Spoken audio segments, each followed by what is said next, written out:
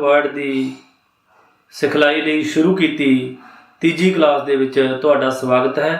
ਅੱਜ ਦੀ ਕਲਾਸ ਦੇ ਵਿੱਚ ਅਸੀਂ ਇਨਸਰਟ ਟੈਬ ਵਿਚਲੀਆਂ ਕਮਾਂਡ ਦੀ ਵਰਤੋਂ ਆ ਜਿਹੜੀ ਉਹ ਕਰਨੀ ਸਿੱਖਾਂਗੇ। ਆਓ ਸ਼ੁਰੂ ਕਰਦੇ ਹਾਂ। MS ਵਰਡ ਦੇ ਵਿੱਚ ਇਨਸਰਟ ਟੈਬ ਵਿਚਲੀਆਂ ਕਮਾਂਡਾਂ ਨੂੰ ਸਿੱਖਣ ਲਈ ਅੱਜ ਦੀ ਕਲਾਸ। ਹੁਣ ਅਸੀਂ MS ਵਰਡ ਦੇ ਵਿੱਚ ਰਿਬਨ ਬਾਰ ਤੇ ਇਨਸਰਟ ਟੈਬ ਦੀ ਵਰਤੋਂ ਕਰਨੀ ਸਿੱਖਾਂਗੇ। मैं इत्थे तुहानूं दस देवां कि जदों असीं MS वर्ड नूं शुरू करदे हां तां सब तो पहलां सानूं रिबन बार दे विच होम टैब दीयां कमांड दिखाई दिंदियां हन। जदों भी असीं रिबन बार दे विच किसी होर टैब नूं वरतना होवे तां सानूं सब तो पहलां उस टैब दी चोण करनी पैंदी है। होर टैब की चोण करने लई असीं रिबन बार के उत्ते बने हुए उस टैब के नाम के उत्ते क्लिक करांगे। जिवें हुण इत्थे असीं इंसर्ट टैब के उत्ते क्लिक कर रहे हां। जदों असीं इंसर्ट टैब के उत्ते क्लिक कीता तां इंसर्ट टैब वालियां सारियां कमांड सानूं रिबन बार दे विच दिखाई देणियां शुरू हो जांदियां हन। असीं पूरी टैब दीयां कमांड ने जिहड़ियां इह माउस नाल ड्रैग करके तुहानूं सारियां दिखा रहे हां। हुण कल्ली कल्ली कमांड की वरतों आ जिहड़ी असीं अपनी फाइल दे विच करनी सिखांगे। सब तो पहलां इंसर्ट टैब दे विच साडे कोल कवर पेज की कमांड है जिस नूं टाइटल पेज भी कह दिंदे आ। इस दे उत्ते क्लिक करन तो बाद साडे कोले जूम हो के इत्थे कुछ टैंपलेट थीम जिन्हां नूं कहने आ ਉਹ कवर पेज ਦੇ ਸਾਨੂੰ ਇੱਥੇ ਦਿਖਾਈ ਦੇ ਰਹੇ ਨੇ। ਅਸੀਂ ਕੋਈ ਵੀ ਕਵਰ ਪੇਜ ਲਈ ਇੱਕ ਥੀਮ ਦੀ ਚੋਣ ਆ ਜਿਹੜੀ ਉਹ ਕਰਾਂਗੇ। ਫਿਲਹਾਲ ਮੈਂ ਇਸ ਥੀਮ ਦੀ ਚੋਣ ਆ ਜਿਹੜੀ ਉਹ ਕਰ ਰਿਹਾ। ਚੋਣ ਕਰਨ ਤੋਂ ਬਾਅਦ ਸਾਡੇ ਕੋਲੇ ਇੱਕ ਪੇਜ ਡਿਜ਼ਾਈਨ ਕੀਤਾ ਹੋਇਆ ਮਿਲ ਜਾਂਦਾ। ਉਸ ਪੇਜ ਦੇ ਵਿੱਚ ਵੱਖੋ ਵੱਖਰੇ ਕਾਲਮ ਨੇ। ਜਿਹੜੇ ਕਾਲਮਾਂ ਨੂੰ ਜੇਕਰ ਅਸੀਂ ਖਾਲੀ ਪੇਜ ਇੱਥੇ ਲੈਂਦੇ ਤਾਂ ਇਹ ਸਾਰੇ ਕਾਲਮ ਇੰਸਰਟ ਕਰਨੇ ਪੈਂਦੇ ਸਾਨੂੰ ਵੱਖਰੇ ਤੌਰ ਦੇ ਉੱਤੇ। ਤੇ ਫਿਰ ਉਹਨਾਂ ਨੂੰ ਇਹ ਜਿਹੜੀ ਫਾਰਮੈਟ ਦਿਖਾਈ ਦੇ ਰਹੀ ਆ ਤੇ ਫੌਂਟ ਦਾ ਸਾਈਜ਼ ਦਿਖਾਈ ਦੇ ਰਿਹਾ ਉਹਦੇ ਅਨੁਸਾਰ ਉਹਦੀ ਫਾਰਮੈਟਿੰਗ ਆ ਜਿਹੜੀ ਉਹ ਸਾਨੂੰ ਸੈੱਟ ਕਰਨੀ ਪੈਂਦੀ। ਪਰ ਕਵਰ ਪੇਜ ਤੋਂ ਅਸੀਂ ਨੇ ਇੱਕ ਕਲਿੱਕ ਦੇ ਨਾਲ ਇਹ ਸਾਰਾ ਬਣਿਆ ਬਣਾਇਆ ਥੀਮ ਸੀ, ਜਿਹੜਾ ਬਣਿਆ ਬਣਾਇਆ ਟੈਂਪਲੇਟ ਸੀ, ਉਹ ਇੱਕ ਕਲਿੱਕ ਨਾਲ ਆਪਣੀ ਫਾਈਲ ਦੇ ਵਿੱਚ ਐਡ ਆ ਜਿਹੜਾ ਉਹ ਕਰ ਲਿਆ। ਇੱਥੇ ਤੁਹਾਨੂੰ ਹੋਰ ਵੀ ਦੱਸ ਦੇਵਾਂ ਕਿ ਜਿਹੜੀ ਇਨਸਰਟ ਟੈਬ ਆ ਇਹ ਜ਼ਿਆਦਾਤਰ ਕਹਿ ਸਕਦੇ ਆ ਗਰੁੱਪ ਦੇ ਵਿੱਚ ਜੋ ਅਸੀਂ ਪੇਜ ਦੇ ਵਿੱਚ ਗਰੁੱਪ ਦੇ ਵਿੱਚ ਇਨਸਰਟ ਕਰਨਾ, ਭਾਵ ਕਿ ਅਸੀਂ ਬਣਿਆ ਬਣਾਇਆ ਪੇਜ ਇਨਸਰਟ ਕਰਨਾ, ਅਸੀਂ ਬਣਿਆ ਬਣਾਇਆ ਟੇਬਲ ਇਨਸਰਟ ਕਰਨੇ ਨੇ, ਅਸੀਂ ਕੋਈ ਪਿਕਚਰ ਪਾਉਣੀ ਆ, ਅਸੀਂ ਕੋਈ ਹਾਈਪਰ ਲਿੰਕ ਪਾਉਣਾ ਜਾਂ ਬਾਹਰਲੀ ਵੀਡੀਓ ਦਾ ਲਿੰਕ ਇਨਸਰਟ ਕਰਨਾ, ਟੈਕਸਟ ਬਾਕਸ ਇਨਸਰਟ ਕਰਨਾ, ਹੈਡਰ ਫੂਟਰ ਇਨਸਰਟ ਕਰਨਾ, ਉਹਦੇ ਲਈ ਇਨਸਰਟ ਟੈਬ ਦੇ ਵਿੱਚ ਸਾਰੀਆਂ ਕਮਾਂਡਾਂ ਦੇ ਗਰੁੱਪ ਨੇੜੇ ਬਣੇ ਹੋਏ ਨੇ। ਜਦੋਂ ਵੀ ਤੁਹਾਡੇ ਮਨ ਦੇ ਵਿੱਚ ਲੱਗਦਾ ਹੋਵੇ ਤੁਹਾਨੂੰ ਕਿ ਅਸੀਂ ਬਾਹਰ ਹੀ ਕੋਈ ਚੀਜ਼ ਆ ਆਪਣੀ ਫਾਈਲ ਦੇ ਵਿੱਚ ਦਾਖਲ ਕਰਨੀ ਆ, ਕਹਿ ਸਕਦੇ ਹਾਂ ਇੰਪੋਰਟ ਕਰਨੀ ਆ, ਤਾਂ ਇੱਕ ਤਰ੍ਹਾਂ ਨਾਲ ਜ਼ਿਆਦਾਤਰ ਜਿਹੜੇ ਲਿੰਕ ਨੇ ਉਹਦੇ ਜਾਂ ਜ਼ਿਆਦਾਤਰ ਕਮਾਂਡਾਂ ਨੇ ਜਿਹੜੀਆਂ ਤੁਹਾਨੂੰ ਉਹ ਇਨਸਰਟ ਟੈਬ ਦੇ ਵਿੱਚ ਮਿਲਣਗੀਆਂ। ਤੇ ਅਸੀਂ ਹੁਣ ਇਹ ਪੇਜ ਆ ਜਿਹੜਾ ਇੱਕ ਇਨਸਰਟ ਕਰ ਚੁੱਕੇ ਹਾਂ ਤੇ ਹੁਣ ਉਹਦੇ ਵਿੱਚ ਅਸੀਂ ਟਾਈਪ ਕਰਨਾ ਸ਼ੁਰੂ ਕਰਾਂਗੇ। ਸਭ ਤੋਂ ਪਹਿਲਾਂ ਮੇਰੇ ਕੋਲੇ ਜੇ ਇੱਥੇ ਦੇਖਾਂ ਤਾਂ ਉੱਪਰ ਕੰਪਨੀ ਨੇਮ ਆ, ਮੈਨੂੰ ਥੋੜਾ ਜ਼ੂਮ ਕਰਕੇ ਦਿਖਾਵਾਂਗਾ ਤੁਹਾਨੂੰ। ਇਨਸਰਟ ਕੰਪਨੀ, ਮੈਂ ਇੱਥੇ ਕੰਪਨੀ ਦਾ ਨਾਮ ਹੈ ਜਿਹੜਾ ਉਹ ਪੰਜਾਬੀ ਯੂਨੀਵਰਸਿਟੀ ਪਟਿਆਲਾ ਐਡ ਕਰ ਰਿਹਾ। ਤੁਸੀਂ ਇੱਥੇ ਕੋਈ ਵੀ ਕਰ ਸਕਦੇ ਹੋ। ਪੰਜਾਬੀ, ਇਹ ਪੰਜਾਬੀ ਦੇ ਵਿੱਚ ਕਿਵੇਂ ਟਾਈਪ ਕਰਨਾ ਮੈਂ ਤੁਹਾਨੂੰ ਇੱਕ ਵੱਖਰੀ ਕਲਾਸ ਦੇ ਵਿੱਚ ਦੱਸਾਂਗਾ ਕਿ ਕਿਵੇਂ ਪੰਜਾਬੀ ਦੇ ਵਿੱਚ ਕਿਹੜੀ ਵਿਧੀ ਦੇ ਨਾਲ ਤੁਸੀਂ ਜਿਹੜਾ ਟਾਈਪ ਆ ਉਹ ਪੰਜਾਬੀ ਦੇ ਵਿੱਚ ਵਧੀਆ ਕਰ ਸਕਦੇ ਹੋ, ਜਾਂ ਕਿਹੜਾ ਫੌਂਟ ਵਰਤਣਾ ਜਾਂ ਕਿਹੜੀ ਲੇਆਊਟ ਵਰਤਣੀ ਆ, ਇਹਦੀ ਡਿਟੇਲ ਆਪਾਂ ਕਿਸੇ ਇੱਕ ਪੂਰੀ ਵੀਡੀਓ ਬਣਾ ਕੇ ਸਮਝਾਂਗੇ। ਹੁਣ ਇੱਥੇ ਮੈਂ ਪੰਜਾਬੀ ਯੂਨੀਵਰਸਿਟੀ ਪਟਿਆਲਾ ਕੰਪਨੀ ਨੇਮ ਆ ਜਿਹੜਾ ਉਹ ਐਡ ਕੀਤਾ।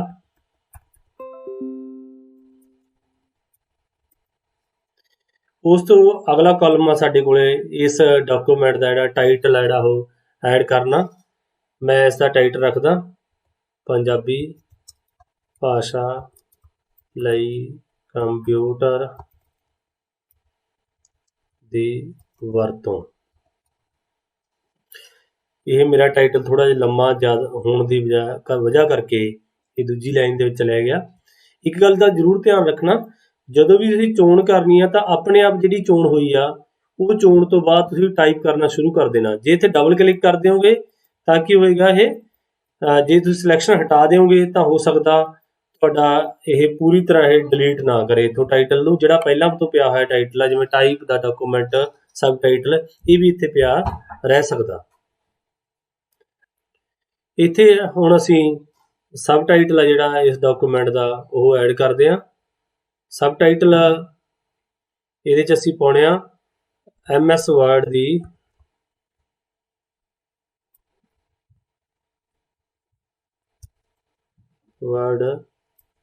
ਦੀ ਜਾਣ ਪਛਾਣ ਅਤੇ ਵਰਤੋਂ। ਤੇ ਉਸ ਤੋਂ ਬਾਅਦ ਸਾਡੇ ਕੋਲੇ ਆਥਰ ਦਾ ਨੇਮ ਆਉਂਦਾ, ਜਿੱਥੇ ਮਾਈਕਰੋਸਾਫਟ ਅਕਾਊਂਟ ਲਿਖਿਆ ਹੋਇਆ। ਇੱਥੇ ਅਸੀਂ ਮਾਈਕਰੋਸਾਫਟ ਅਕਾਊਂਟ ਜਿੱਥੇ ਲਿਖਿਆ ਹੋਇਆ, ਇੱਥੇ ਆਥਰ ਦਾ ਨਾਮ ਹੈ ਜਿਹੜਾ ਉਹ ਅਸੀਂ ਪਾ ਸਕਦੇ ਹਾਂ। ਇਸ ਤੋਂ ਅੱਗੇ ਸਾਡੇ ਕੋਲੇ ਕਾਲਮ ਆ ਜਿਹੜਾ, ਇਹਦੇ ਵਿੱਚ ਅਸੀਂ ਡੇਟ ਚੁਣਨੀ ਆ।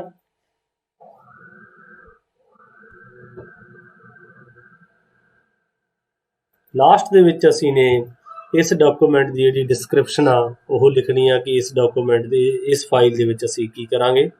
ਤੁਸੀਂ ਕੁਝ ਵੀ ਜੋ ਤੁਹਾਡਾ ਕੰਮ ਹੋਏਗਾ ਉਹਦੇ ਨਾਲ ਸੰਬੰਧਿਤ ਤੁਸੀਂ ਇੱਥੇ ਕੋਈ ਵੀ ਆਪਣੀ ਫਾਈਲ ਦਾ ਜਿਹੜਾ ਸੰਖੇਪ ਵੇਰਵਾ ਉਹ ਦੇ ਸਕਦੇ ਹੋ। ਇਸ ਫਾਈਲ ਮੈਂ ਲਿਖਦਾ ਇੱਥੇ, ਇਸ ਫਾਈਲ ਦੇ ਵਿੱਚ MS ਵਰਡ ਦੀਆਂ ਕਮਾਂਡਾਂ ਦੀ ਵਿਸਥਾਰ ਵਿੱਚ ਜਾਣਕਾਰੀ ਦਿੱਤੀ ਗਈ ਹੈ। ਤੁਸੀਂ MS ਵਰਡ ਦੀ ਆਪਾਂ ਸ਼ਾਰਟਕਟ ਕਰਦੇ ਤੇ ਵਰਡ ਦੀ ਵਰਤੋਂ ਆਪਣੀਆਂ ਫਾਈਲਾਂ ਬਣਾਉਣ ਲਈ ਕਿਵੇਂ ਕਰਨੀ ਹੈ। ਚਲੋ ਆਪਾਂ 2 ਲਾਈਨਾਂ ਇੱਥੇ ਐਡ ਕੀਤੀਆਂ ਨੇ। ਹੁਣ ਇੱਕ ਸਮੱਸਿਆ ਆਈ ਆ ਕਿ ਇਹ ਪਹਿਲੇ ਪੇਜ ਤੋਂ ਦੂਜੇ ਪੇਜ ਦੇ ਉੱਤੇ ਜਿਹੜੀ ਸਾਡੀ ਟੈਕਸਟ ਆ ਉਹ ਚਲੀ ਗਈ। ਉਹਦੇ ਲਈ ਸਾਨੂੰ ਦੁਬਾਰਾ ਟਾਈਪ ਨਾ ਕਰਨਾ ਹੋਵੇ, ਇਸ ਲਈ ਅਸੀਂ ਇਸ ਨੂੰ ਕਾਪੀ ਕਰ ਲਾਂਗੇ। ਕਾਪੀ ਕਰਨ ਤੋਂ ਬਾਅਦ ਇੱਕ ਇੱਥੇ ਬਾਕਸ ਬਣਿਆ ਹੋਇਆ, ਇਸ ਬਾਕਸ ਦੇ ਉੱਤੇ ਕਲਿੱਕ ਕਰਨ ਤੋਂ ਬਾਅਦ ਅਸੀਂ ਇਹਨੂੰ ਡਰੈਗ ਕਰਕੇ ਉੱਪਰ ਲਿਜਾ ਸਕਦੇ ਹਾਂ। ਇਸ ਪੂਰੇ ਬਾਕਸ ਨੂੰ ਦੇਖੋ, ਤੇ ਸਾਡਾ ਜਿਹੜਾ ਬਾਕਸ ਆ ਅਸੀਂ ਉੱਪਰ ਕਰ ਲਿਆ। ਪਰ ਕਈ ਵਾਰੀ ਜਦੋਂ ਅਸੀਂ ਬਾਕਸ ਦੇ ਉੱਤੇ ਕਲਿੱਕ ਕਰਦੇ ਹਾਂ ਇਹ ਟੈਕਸਟ ਆਈਡੀ ਚੇਂਜ ਕਰ ਦਿੰਦਾ। ਹੁਣ ਅਸੀਂ ਇਹਨੂੰ ਕਮਾਂਡ ਜਸਟੀਫਾਈ ਦੀ ਦੇ ਕੇ ਇਕਸਾਰ ਕਰਾਂਗੇ ਟੈਕਸਟ ਨੂੰ। ਹੁਣ ਸਾਡਾ ਜਿਹੜਾ ਇਹ ਪੇਜ ਆ ਇੱਕ ਤਰ੍ਹਾਂ ਨਾਲ ਕਵਰ ਪੇਜ ਆ ਜਿਹੜਾ ਉਹ ਤਿਆਰ ਆ।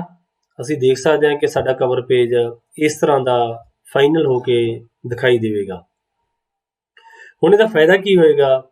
ਕਈ ਵਰਤੋਂਕਾਰਾਂ ਦੇ ਮਨ ਦੇ ਵਿੱਚ ਸਵਾਲ ਆ ਰਿਹਾ ਹੋਣਾ ਕਿ ਇਹ ਤਾਂ ਅਸੀਂ ਡਿਜ਼ਾਈਨ ਕਰ ਸਕਦੇ ਸੀ ਇੱਕੋ ਵਾਰ ਦੇ ਵਿੱਚ, ਵੈਸੇ ਖਾਲੀ ਪੇਜ ਲੈ ਕੇ ਵੀ ਉੱਪਰ ਅਸੀਂ ਕੰਪਨੀ ਦਾ ਨੇਮ ਲਿਖ ਦਿੰਦੇ ਹਾਂ, ਜਿਹੜਾ ਕਿ ਅਕਸਰ ਅਸੀਂ ਇਸੇ ਤਰ੍ਹਾਂ ਹੀ ਕਰਦੇ ਹਾਂ। ਉਹ ਕਰ ਤਾਂ ਲੈਂਦੇ, ਪਰ ਉਸ ਦੇ ਨਾਲ ਹੋਣਾ ਕੀ ਸੀ ਕਿ ਤੁਸੀਂ ਇੱਕੋ ਡਿਜ਼ਾਈਨ ਇੱਕ ਵਾਰ ਬਣਾ ਲਿਆ ਤੇ ਉਹਨੂੰ ਬਦਲ ਨਹੀਂ ਸਕਦੇ ਸੀ। ਜਦੋਂ ਨਵਾਂ ਡਿਜ਼ਾਈਨ ਬਦਲੋਗੇ ਤਾਂ ਤੁਹਾਨੂੰ ਸਾਰੀ ਚੇਂਜਸ, ਸਾਰੇ ਬਦਲਾਵ ਨੇ ਜਿਹੜੇ ਉਹ ਦੁਬਾਰਾ ਤੋਂ ਕਰਨੇ ਪੈਣਗੇ। ਹੁਣ ਦੇਖੋ ਅਸੀਂ ਕਵਰ ਪੇਜ ਦੇ ਵਿੱਚ ਜਾਵਾਂਗੇ ਤੇ ਜਿਹੜਾ ਵੀ ਥੀਮ ਇੱਥੋਂ ਚੁਣਾਂਗੇ ਇੱਕ ਕਲਿੱਕ ਦੇ ਨਾਲ ਇਹ ਸਾਰਾ ਟਾਈਟਲ ਪੇਜ, ਕਵਰ ਪੇਜ ਉਸ ਥੀਮ ਦੇ ਵਿੱਚ ਬਦਲ ਜਾਵੇਗਾ। ਕਿੰਨੇ ਸਾਰੇ ਇੱਥੇ ਹੁਣ ਥੀਮ ਨੇ ਜਿਹੜੇ ਸਾਡੇ ਕੋਲੇ ਪਏ ਨੇ, ਇਹਨਾਂ ਚੋਂ ਕਿਸੇ ਵੀ ਥੀਮ ਨੂੰ ਚੁਣਾਂਗੇ ਤਾਂ ਸਾਡੀ ਜਿਹੜੀ ਟੈਕਸਟ ਆ ਉਹ ਉਸੇ ਤਰ੍ਹਾਂ ਰਹੇਗੀ। ਟਾਈਟਲ ਪੇਜ ਦਾ ਜਿਹੜਾ ਡਿਜ਼ਾਈਨ ਆ ਉਹ ਬੜੇ ਤਰ੍ਹਾਂ ਦਾ ਜਿਹੜਾ ਟੈਂਪਲੇਟ ਦੇ ਅਨੁਸਾਰ ਅਸੀਂ ਇੱਕ ਕਲਿੱਕ ਦੇ ਨਾਲ ਬਦਲ ਸਕਦੇ ਹਾਂ। ਇਹ ਤੁਸੀਂ ਵੱਖੋ ਵੱਖਰੇ ਡਿਜ਼ਾਈਨ ਜਿਹੜੇ ਆਪਣੇ ਕੰਪਿਊਟਰ ਦੇ ਉੱਤੇ ਪ੍ਰੈਕਟੀਕਲ ਦੇ ਵਿੱਚ ਕਰਕੇ ਦੇਖ ਸਕਦੇ ਹੋ। ਅਸੀਂ ਇੱਕ ਵਾਰੀ ਕਵਰ ਪੇਜ ਆ ਜਿਹੜਾ ਡਿਜ਼ਾਈਨ ਕੀਤਾ। ਡਿਜ਼ਾਈਨ ਕਰਨ ਤੋਂ ਬਾਅਦ ਸਾਡੇ ਕੋਲੇ ਹੁਣ ਟੈਂਪਲੇਟ ਦੇ ਵਿੱਚ ਬਹੁਤ ਸਾਰੀ ਚੋਣ ਪਈ ਆ। ਉਸ ਚੋਣ ਦੇ ਅਨੁਸਾਰ ਅਸੀਂ ਆਪਣੀ ਇਸ ਫਾਈਲ ਨੂੰ ਜਿਹੜਾ ਕਵਰ ਪੇਜ ਆ, ਟਾਈਟਲ ਪੇਜ ਆ, ਉਹ ਇੱਕ ਕਲਿੱਕ ਦੇ ਨਾਲ ਅਸੀਂ ਲਗਾ ਸਕਦੇ ਹਾਂ। ਉਸ ਤੋਂ ਅੱਗੇ ਸਾਡੇ ਕੋਲੇ ਆ ਗਿਆ ਬਲੈਂਕ ਪੇਜ, ਖਾਲੀ ਪੇਜ। ਜਦੋਂ ਵੀ ਅਸੀਂ ਕਲਿੱਕ ਕਰਾਂਗੇ ਇਸ ਕਮਾਂਡ ਦੇ ਉੱਤੇ ਤਾਂ ਸਾਡੇ ਕੋਲੇ ਇਸ ਫਾਈਲ ਦੇ ਵਿੱਚ ਇੱਕ ਪੇਜ ਆ ਜਿਹੜਾ ਉਹ ਹੋਰ ਐਡ ਹੋ ਜਾਏਗਾ, ਖਾਲੀ ਪੇਜ। ਜਿਵੇਂ ਇੱਥੋਂ ਅਸੀਂ ਕਵਰ ਪੇਜ ਤੋਂ ਇੱਕ ਥੀਮ ਚੁਣਿਆ ਸੀ, ਇੱਥੋਂ ਅਸੀਂ ਇੱਕ ਖਾਲੀ ਪੇਜ ਜਿਹੜਾ ਉਹ ਇਸ ਫਾਈਲ ਦੇ ਵਿੱਚ ਐਡ ਕਰਾਂਗੇ। ਹੁਣ ਸਾਡੇ ਕੋਲ ਇਸ ਫਾਈਲ ਦੇ ਵਿੱਚ 2 ਪੇਜ ਨੇੜੇ ਉਹ ਐਡ ਹੋ ਚੁੱਕੇ ਨੇ ਤੇ ਅਸੀਂ 2 ਪੇਜ ਅਗਲੇ ਪੇਜ ਦੇ ਉੱਤੇ ਹੁਣ ਆਪਣਾ ਜਿਹੜਾ ਫਾਈਲ ਦਾ ਵਰਕ ਆ ਜਾਂ ਕੰਮ ਆ ਜਿਹੜਾ ਉਹ ਆਪਣੀ ਦਸਤਾਵੇਜ਼ ਦਾ ਉਹ ਸ਼ੁਰੂ ਕਰਾਂਗੇ। ਕੰਮ ਸ਼ੁਰੂ ਕਰਨ ਤੋਂ ਪਹਿਲਾਂ ਮੈਂ ਇੱਥੇ ਕੁਝ ਟੈਕਸਟ ਆਈਡੀ ਲਿਖਾਂਗਾ। ਚਲੋ ਆਪਾਂ ਟਾਈਪ ਕਰਦੇ ਹਾਂ ਥੋੜੀ ਟੈਕਸਟ। ਹਾਂਜੀ, ਮੈਂ ਉੱਪਰ ਜਿਹੜੀ ਕਾਪੀ ਕਰੀ ਹੋਈ ਸੀ ਟੈਕਸਟ ਉਹੀ ਇੱਥੇ ਪੇਸਟ ਕਰ ਲਈ ਤੇ ਮੈਂ ਇੱਕ ਪੈਰਾ ਜਿਹੜਾ ਉਹ ਇੱਥੇ ਤਿਆਰ ਕਰਾਂਗਾ। ਇੱਥੇ ਇੱਕ ਗੜਬੜ ਜਿਹੜੀ ਸਾਡੀ ਹੋ ਗਈ ਹੈ ਕਿਉਂਕਿ ਇਹਨੇ ਨਾਲ ਟੈਕਸਟ ਬਾਕਸ ਵੀ ਸਾਡਾ ਉੱਥੋਂ ਚੱਕ ਲਿਆ। ਮੈਂ ਇਹਦੀ ਫਾਰਮੈਟਿੰਗ ਕਲੀਅਰ ਕਰਕੇ ਇਹਨੂੰ ਨੋਟਪੈਡ ਦੇ ਵਿੱਚ ਲੈ ਕੇ ਜਾਣਾ ਇੱਕ ਵਾਰੀ। ਇਹ ਵਾਲਾ ਸਟੈਪ ਹੈ ਜਿਹੜਾ ਨੋਟਪੈਡ ਵਾਲਾ, ਇਹ ਮੇਰੇ ਲਈ ਆ, ਤੁਹਾਡੇ ਲਈ ਨਹੀਂ ਹੈਗਾ, ਤੁਹਾਨੂੰ ਇਸ ਦੀ ਜ਼ਰੂਰਤ ਨਹੀਂ। ਹਾਂਜੀ, ਮੈਂ ਹੁਣ ਇੱਥੇ ਕੁਝ ਟੈਕਸਟ ਸੀ ਜਿਹੜੀ ਮੈਨੂੰ ਪੈਰਾਗ੍ਰਾਫ ਬਣਾਉਣ ਦੇ ਲਈ ਚਾਹੀਦੀ ਸੀ, ਇਸ ਲਈ ਮੈਂ ਇਹ ਕਾਪੀ ਜਿਹੜੀ ਉੱਥੋਂ ਟੈਕਸਟ ਇੱਥੇ ਪੇਸਟ ਕਰ ਲਈ, ਕਾਪੀ ਕਰਕੇ ਪੇਸਟ ਕਰ ਲਈ। ਹੁਣ ਮੈਂ ਇਹਨੂੰ ਕੁਝ ਭਾਗਾਂ 'ਚ ਵੰਡਦਾ ਟੈਕਸਟ ਨੂੰ। ਇਸ ਨੂੰ ਅਸੀਂ ਜਾਂ ਅਧਿਆਇ ਪਹਿਲਾ ਕਹਿ ਲਈਏ ਜਾਂ ਅਸੀਂ ਭਾਗ ਪਹਿਲਾ, ਇਸ ਪੈਰੇ ਦਾ ਨਾਮ ਅਸੀਂ ਭਾਗ ਪਹਿਲਾ ਰੱਖਦੇ ਹਾਂ। ਇੱਥੇ ਦੂਜਾ ਪੈਰਾ ਇੱਥੇ ਐਡ ਕਰਦੇ ਹਾਂ। ਹੁਣ ਕਈ ਵਾਰੀ ਕੀ ਹੁੰਦਾ, ਅਸੀਂ ਮੰਨ ਲਓ ਇਹ ਪੇਜ ਦਾ ਕੰਮ ਸਾਡੇ ਕੋਲੇ ਇੱਥੇ ਖਤਮ ਹੋ ਗਿਆ ਜਾਂ ਸਾਡੇ ਕੋਲੇ ਇੰਨੀ ਹੀ ਟੈਕਸਟ ਆ, ਤਾਂ ਅਸੀਂ ਕੀ ਕਰਦੇ ਹਾਂ, ਬਹੁਤੀ ਵਾਰ ਐਂਟਰ ਮਾਰ ਕੇ ਦੂਜੇ ਪੇਜ ਦੇ ਉੱਤੇ ਚਲੇ ਜਾਂਦੇ ਹਾਂ। ਅਸੀਂ ਪੈਰਾਗ੍ਰਾਫ ਐਂਟਰ ਕਰੇ ਤੇ ਜਾ ਕੇ ਦੂਜੇ ਪੇਜ ਦੇ ਉੱਤੇ ਕੰਮ ਸ਼ੁਰੂ ਕਰ ਲਿਆ। ਆਪਾਂ ਮੰਨ ਲੈਂਦੇ ਹਾਂ ਕਿ ਇਹ ਜਿਹੜੀ ਫਾਈਲ ਆ, ਇਹਨੂੰ ਆਪਾਂ ਇਸ ਫਾਈਲ ਨੂੰ ਹੁਣ ਅਸੀਂ ਭਾਗ ਦੂਜਾ ਦਾ ਨਾਮ ਜਿਹੜਾ ਉਹ ਦੇ ਦਿੰਦੇ ਹਾਂ। ਪੇਜ ਨੂੰ, ਇਸ ਪੇਜ ਨੂੰ ਹੁਣ ਅਸੀਂ ਭਾਗ ਦੂਜਾ ਦਾ ਨਾਮ ਜਿਹੜਾ ਉਹ ਦੇ ਦਿੰਦੇ ਹਾਂ।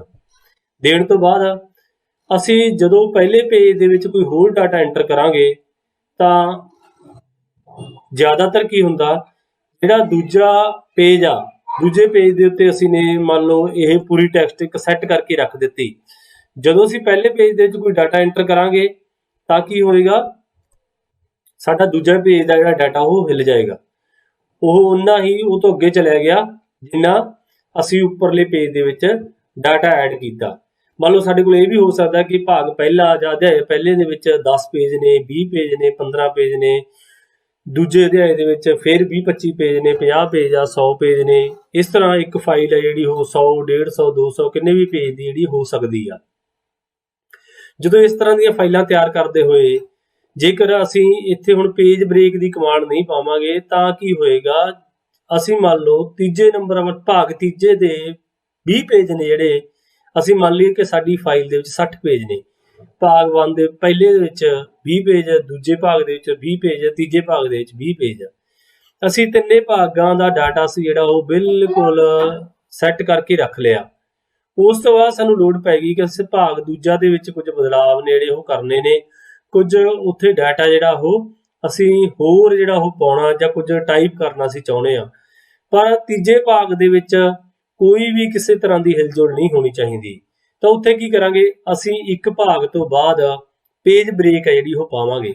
ਹਾਂ, ਜੇ ਅਸੀਂ ਕੱਲਾ ਪੇਜ ਵੱਖਰਾ ਉਹਦਾ ਸੈਟਿੰਗ ਹੈ ਜੀ ਵੱਖਰੀ ਕਰਨੀ ਚਾਹੁੰਦੇ ਹਾਂ ਤਾਂ ਅਸੀਂ ਹਰ ਪੇਜ ਤੋਂ ਬਾਅਦ ਵੀ ਪੇਜ ਬ੍ਰੇਕ ਪਾ ਸਕਦੇ ਹਾਂ। ਪਰ ਜੇ ਅਸੀਂ ਚਾਹੁੰਦੇ ਹਾਂ ਕਿ ਇੱਕ ਗਰੁੱਪ ਪੇਜਾਂ ਦਾ ਹੋਵੇ, ਉਸ ਤੋਂ ਬਾਅਦ ਉਹ ਇੱਕ ਦੂਜੇ ਨਾਲ ਜੁੜੇ ਹੋਣ, ਉਹਨਾਂ ਦੀ ਸੈਟਿੰਗ ਇੱਕ ਦੂਜੇ ਨਾਲ ਜੁੜੀ ਹੋਵੇ ਤਾਂ ਅਸੀਂ ਕੁਝ ਪੇਜਾਂ ਤੋਂ ਬਾਅਦ ਆ ਜਿਹੜੀ ਉਹ ਪੇਜ ਬ੍ਰੇਕ ਪਾ ਸਕਦੇ ਹਾਂ। ਅਦਰਵਾਈਜ਼ ਅਸੀਂ ਕੰਟੀਨਿਊਟੀ ਹੈ ਜਿਹੜੀ ਡਾਟੇ ਦੀ ਲਗਾਤਾਰਤਾ ਉਹ ਬਣਾਈ ਰੱਖ ਸਕਦੇ ਹਾਂ। ਹੁਣ ਅਸੀਂ ਭਾਗ ਦੂਜੇ ਦਾ ਮੰਨ ਲਓ ਇੱਥੇ ਅਸੀਂ ਇੱਕ ਪੇਜ ਨੂੰ ਮੰਨ ਲੈਂਦੇ ਹਾਂ। ਅਸੀਂ ਭਾਗ ਦੂਜੇ ਤੋਂ ਬਾਅਦ ਜਿਹੜਾ ਦੂਜੇ ਭਾਗ ਵਾਲਾ ਡਾਟਾ ਉਹ ਚਾਹੁੰਦੇ ਹਾਂ ਕਿ ਉਹਦੇ 'ਚ ਕਿਸੇ ਤਰ੍ਹਾਂ ਦੀ ਹਿਲਜੁਲ ਨਾ ਹੋਵੇ। ਤਾਂ ਉਹਦੇ ਲਈ ਜਦੋਂ ਅਸੀਂ ਪੇਜ ਬਣਾਉਣਾ ਤਾਂ ਅਸੀਂ ਇਹਨੂੰ ਕੰਟੀਨਿਊਟੀ 'ਚ ਰੱਖਾਂਗੇ ਡਾਟੇ ਨੂੰ। ਸਾਰੇ ਨੂੰ ਪਹਿਲਾਂ ਅਸੀਂ ਚਾਹੁੰਦੇ ਹਾਂ ਕਿ ਇੱਥੋਂ ਨਵਾਂ ਪੇਜ ਜਿਹੜਾ ਉਹ ਸ਼ੁਰੂ ਹੋਵੇ ਤਾਂ ਅਸੀਂ ਇੱਥੇ ਪੇਜ ਬ੍ਰੇਕ ਦੀ ਕਮਾਂਡ ਆ ਜਿਹੜੀ ਉਹ ਦੇਵਾਂਗੇ।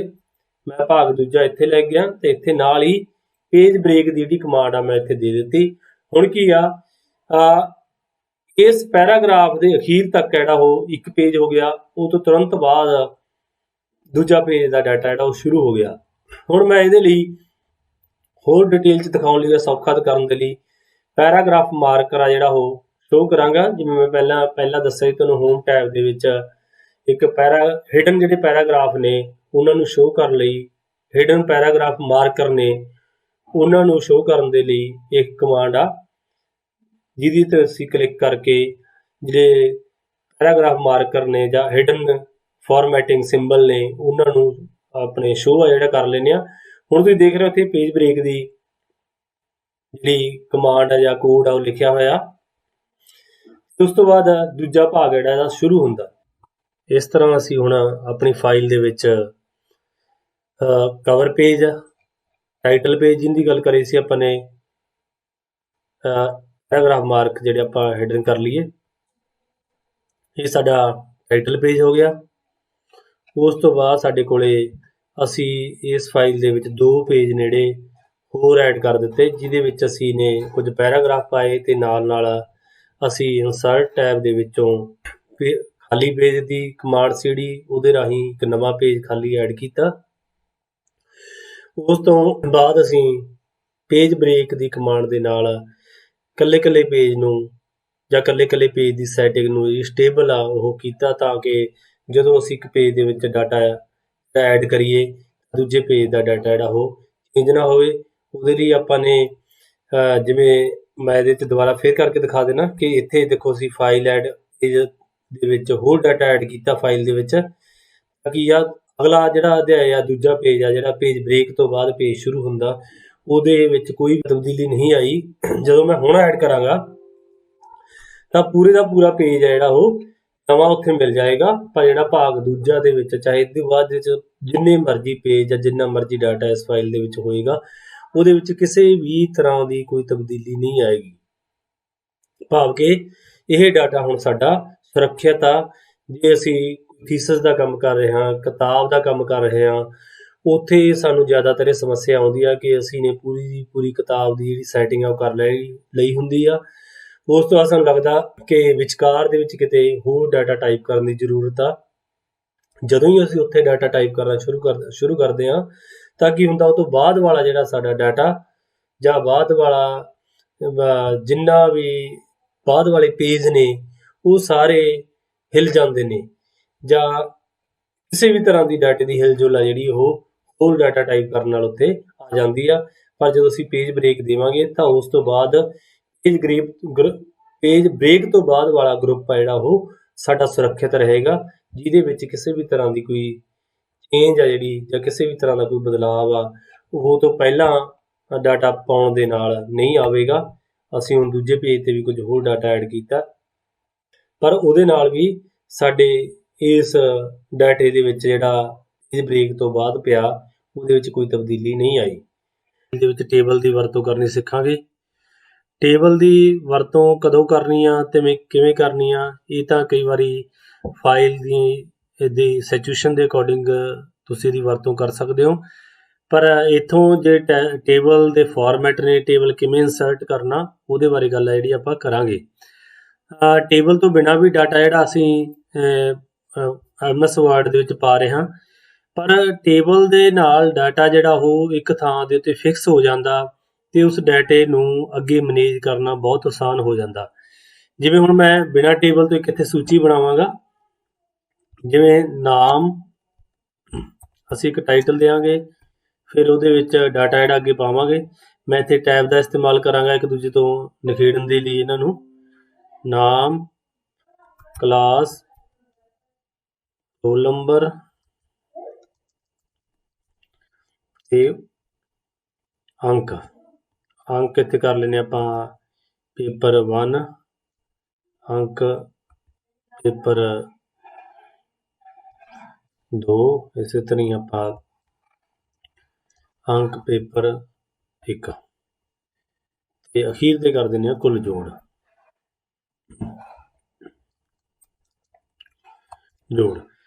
इत्थे देखो हुण भावें कि मैं एक सैटिंग बना ली आ कि एक टैब तो बाद इहनूं सही कर दित्ता, उपरों असीं टैब दा जिहड़ा फर्क आ ओह भी मिटे सकदे हां। इत्थे आपां लिखदे हां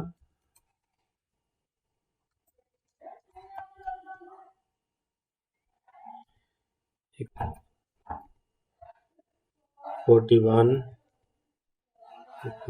56 और ये आपां जोड़ है जिहड़ा उत्थे कर दिंदे हां।